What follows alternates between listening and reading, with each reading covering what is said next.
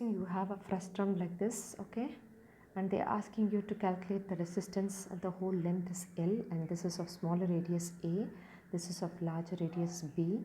You are going to consider a small element here, it's a small circular element here, a sliced element there whose radius is smaller, and that is going to have, this element is going to have a small resistance dr for the small resistance. So you're going to do a right triangle here, and you see that the base here is r minus a, and this is, let's assume this is x, some position vector x from the left side.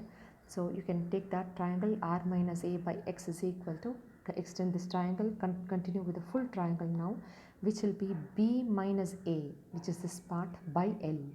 So with that you can find what is r. So r is equal to b minus a by l into x plus a. So that is your R, and the resistance R is rho into L by A, but here it's a dr, which is rho into, for the small element, that's dx element, okay, for whatever is this element, by the, I need that area, okay, so you need that area which is pi r square, because I'm going to assume this, I've assumed this radius, the small dx elements radius to be r, so pi rho into dx is the length by pi r square. But I know what is r, so I'm going to substitute for pi into r square, which is from here, b minus a by l into x plus a the whole square, and that is your r square, okay, the whole square.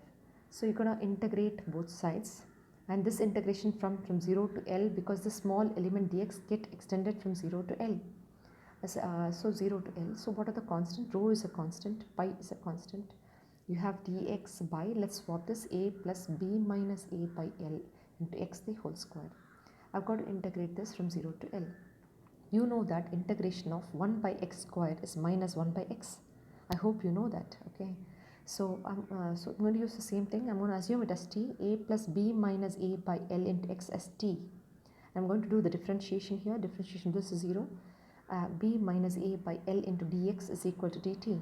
So what you have is only a dx there, and therefore dx itself is L into dt by b minus a.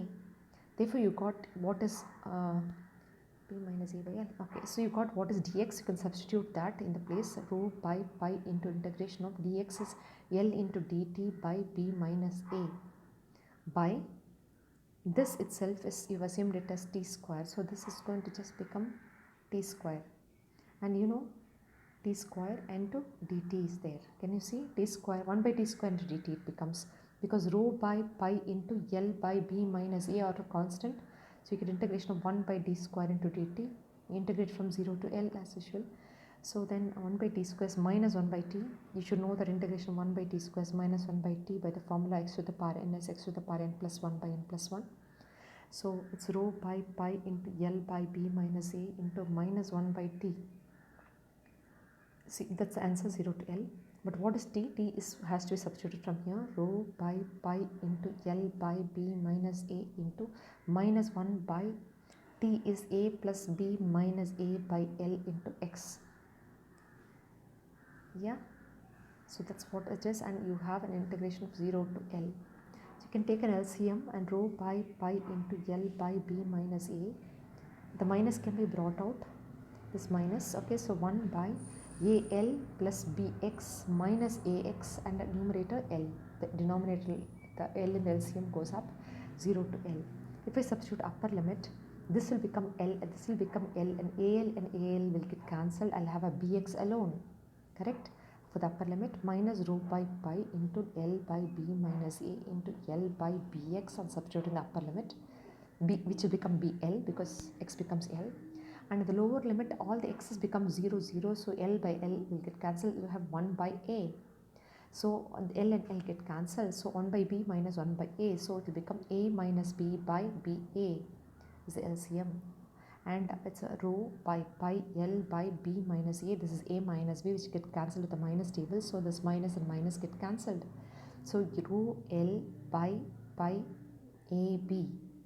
Or in other words, yeah, that's all. This is the answer. I hope you understood.